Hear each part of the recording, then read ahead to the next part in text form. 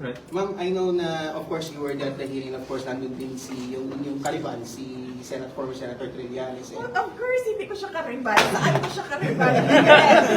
Pero ma'am, kasi parang niraise siya yung former na No mga contest rin ha.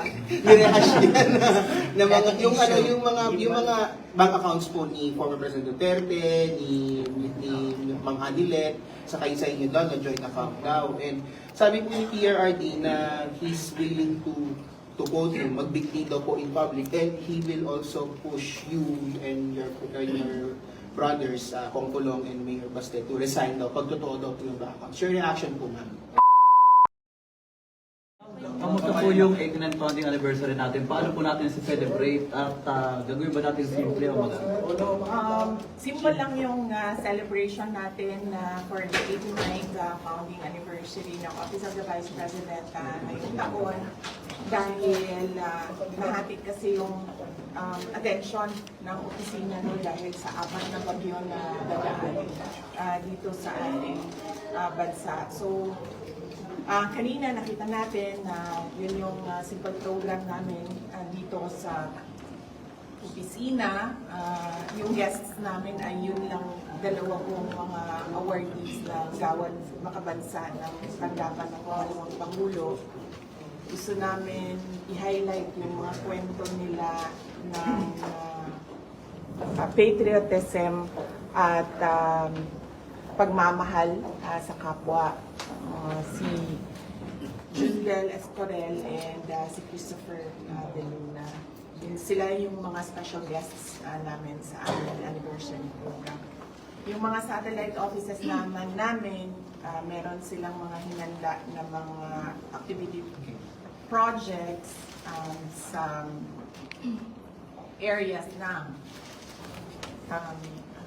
Makato, Boracay, Ticao Island, Hingoog,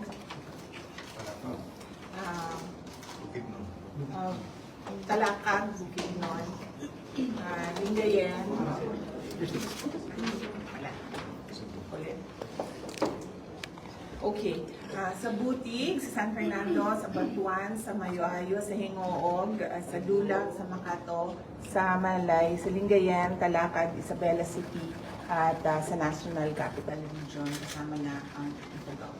So, sa susunod na linggo, lahat yon ay pupuntahan namin para gawin yung mga OVP Thanksgiving 89th anniversary. Okay. Magpalang question lang po, wala po bang mga iba pang kaalyado o kilalang tao na nagpabutil nyo ng pagbati ngayong anniversary ng OVP? At saka ba't po wala po pumuntang iba? Kaya nga sabi ko, simple lang yung celebration namin. Unang-una dahil 89th anniversary lang ito at mas pinaghahandaan namin ang 90th anniversary sa susunod na taon na plano namin imbitahin yung mga nakaraang mga pangalawang pangulo. At nahati nga talaga kasi yung attention ng opisina dahil marami sa mga kababayan natin ang nasa evacuation centers dahil sa bagyo. So, ginawa namin simple na lang para mas marami yung mga personnel ng Office of the Vice President tumulong sa Disaster Operations Center. Ma'am, BP, ano na lang po paghahanda ng OVP po? Ngayon may bagyong pipito pa. Yes, oo. Kung ano, sinabihan ko na yung aming Disaster Operations Center, kung ano man yung naiwan na budget para sa November at December at ready na ipamigay, ibigay na siya sa mga areas na hindi ma-serve ng national government offices. So, unahin muna natin yung DSWD, yung local government units. Tapos kung meron pang mga areas na hindi na naabot or hindi na bigyan, doon kami tutulong para nabibigyan lahat ng mga kababayan natin na nangangailangan. Ma'am, sorry. Ano yung mga ibibigay natin, ma'am, doon sa mga affected families? Meron kaming relief box, non-food items ito, usually na ginagamit banig, yung mga personal necessities, yung mga ganon. And then meron din kaming food box, laman naman ito ay bigas at iba pang mga condiments. Okay. Ma'am, yesterday, last Wednesday at the Senate, right after that, dumiretso po kayo sa Congress for the FATCOM. Bakit po bigla kayong napasugod doon, ma'am? Yes, after nung Senate budget hearing, pumunta ako sa House of Representatives. Sinamahan ko si dating Pangulong Rodrigo Duterte sa pag-attend niya sa hearing ng FATCOM. Ma'am, you were there until it finished. How was it po? Kasi may nakuhanan ka ng video na kumaganyan ka na, iba-iba na yung reaction. So, how was it po? How was it witnessing the hearing? Pagod talaga ako nung araw na yon dahil hindi kasi namin alam kung anong mangyayari sa budget hearing. So, buong the day before at noong umaga na yon, naghahanda kami para sa Senate budget hearing. So, medyo pagod ako. Nandun ako kasi, yes, sinamahan ko si dating Pangulong Rodrigo Duterte, and usually kasi hindi siya nakikinig sa mga kasama niya. So, humingi sila ng tulong sa akin na kung ano isabi, pagsabihan. So did you do that, ma'am? Humingi ng tulong, tas did you approach him to tell him what it's supposed to be, ano? Doon lang sa sinabi nung kasama niya na 6 a.m. pa, gising. Nagsimula yung araw niya 6 a.m. and mga around 10:30 p.m. na ata yun. Sinabi nung na baka low blood sugar na.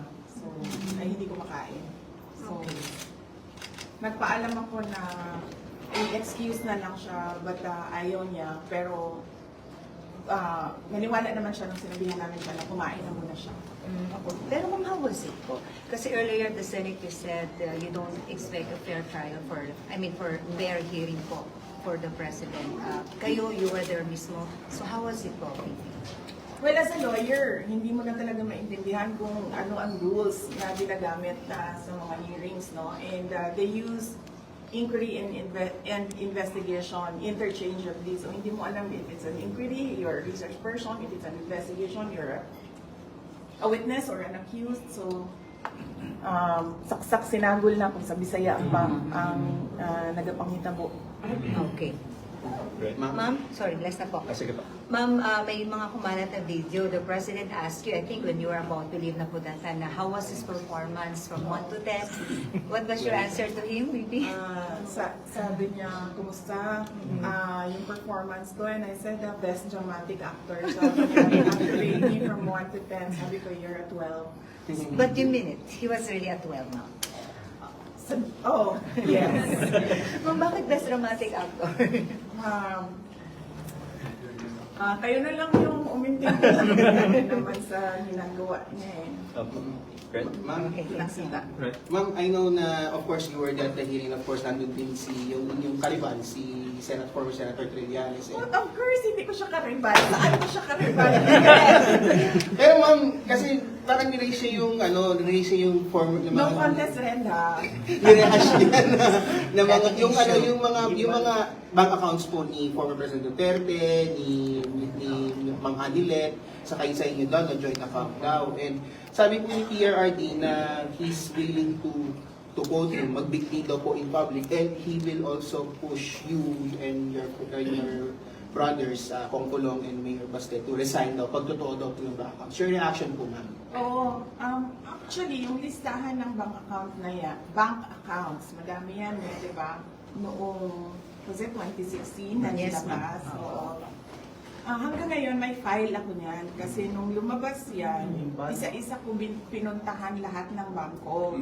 At tinanong ko sila isa-isa sa mga nakapangalan sa akin at yung mga accounts. Meron talagang mga accounts doon na hindi alam ng bangko, hindi ko rin alam, pero nandoon siya sa listahan. So, tinatanong ko yung bangko, bakit may ganito? Sabi nila baka non-existent talaga yan na mga accounts. So, meron akong accounting even nung mga sinasabi nilang transactions. Tinanong ko din yan sa bank. Okay, sa akin naman po, may buntag, ma'am. While you were at the House Committee on Good Government, ma'am, they handed over a letter of invitation sa Good Government and Public Accountability. What was your initial reaction po, and pupunta po ba kayo dun sa next hearing? Initial reaction ko, siguro narinig nila yung hearing ko sa Senate kasi yung yung interview ko sa Yes. Senate na narinig nila kasi tinanong ako doon bakit hindi ako pumupunta sa mga hearings. Sinabi ko kasi hindi ako naiimbita. Totoo yun. Nakalimutan ata nila na imbitahin ako. Inimbitan nila ako isang beses lang doon sa unang-una. Pumunta ako, umupo ako doon, hindi man nila ako tinanong kung nakikita nyo, nakaupo lang ako doon. Nasasayang yung oras ko, kaya nagpaalam ako kung pwede akong umalis. Pinayagan naman nila ako na umalis ako. So, hindi ko alam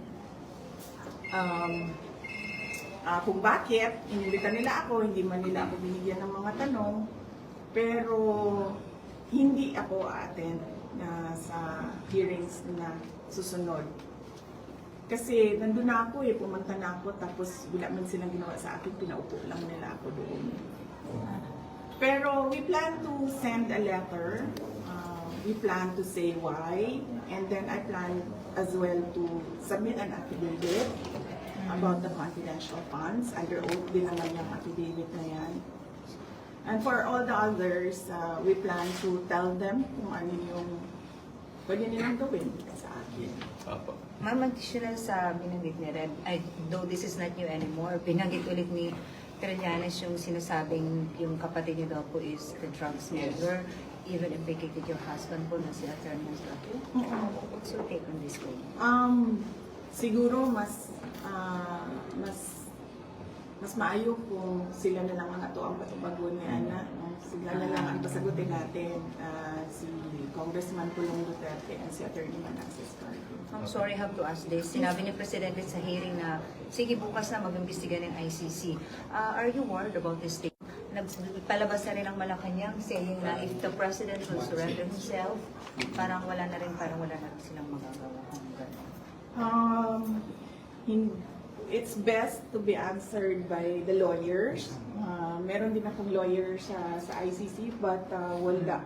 Hindi kami nagkausap kasi after nung hearing, so hindi ko alam kung anong way forward nitong ICC. Opo. Pero you think, ma'am, the family has to prepare doon sa naging statement ni Presidente? I mean, the PRRD. Siya siguro ang dapat maganda. Sa akin, wala pa naman sabi ng mga tinatanong namin, wala naman ako doon sa complaint, wala pa ako doon sa investigation, wala pa lahat. Thank you, ma'am. May question.